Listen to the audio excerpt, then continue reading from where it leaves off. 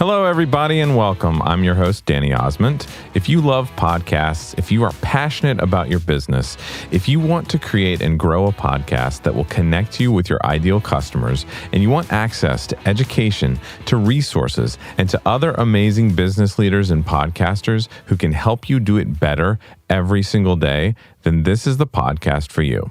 There's an anonymous quote out there that says, "In every long lecture, there is a short lecture trying to get out."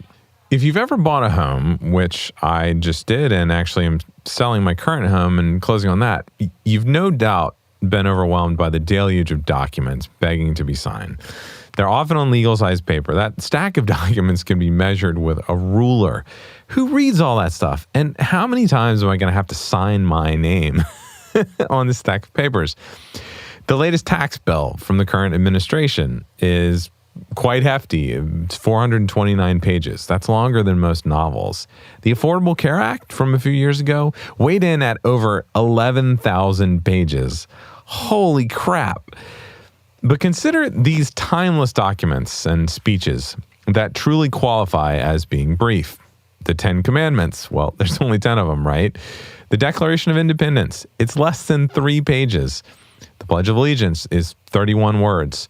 The Gettysburg Address, one of the most famous speeches ever, 272 words. It fit on a little over half a page. Well, now that I've got your attention, I'd better be brief. So, here are 3 strong reasons to be brief. Number 1, brevity makes things easier to grasp and remember, like those 4 examples I just mentioned.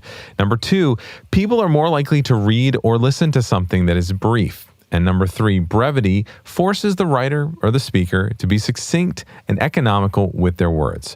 So how do you cultivate brevity in your writing and in your speaking? Well, when writing or preparing a talk, ask yourself these 3 questions. Number 1, how can I say this more simply?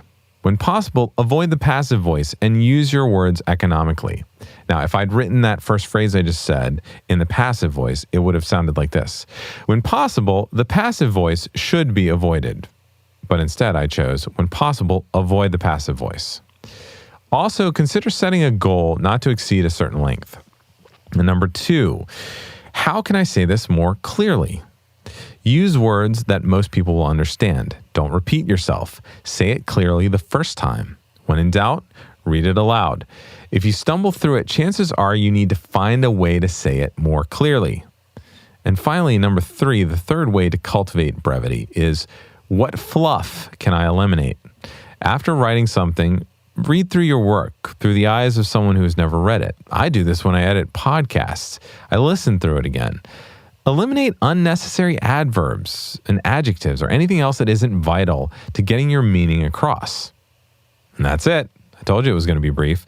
Now, if you're ready to make a real change in your business in 2019, start today by first of all subscribing to this show on the Apple Podcast app or wherever you listen to podcasts. Number 2, write a rating and review. And number 3, share it with someone who you think would enjoy our episodes. Brief episode today. Thanks a lot, and I'll talk to you next week.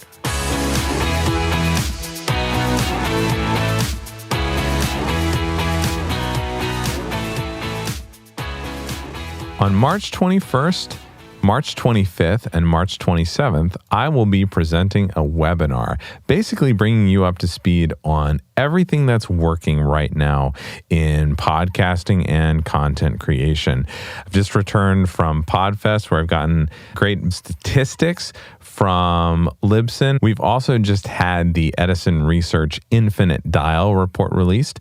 And in these webinars, I'm going to share this information with you and give you my interpretation of what it means for podcasting and content creation going forward.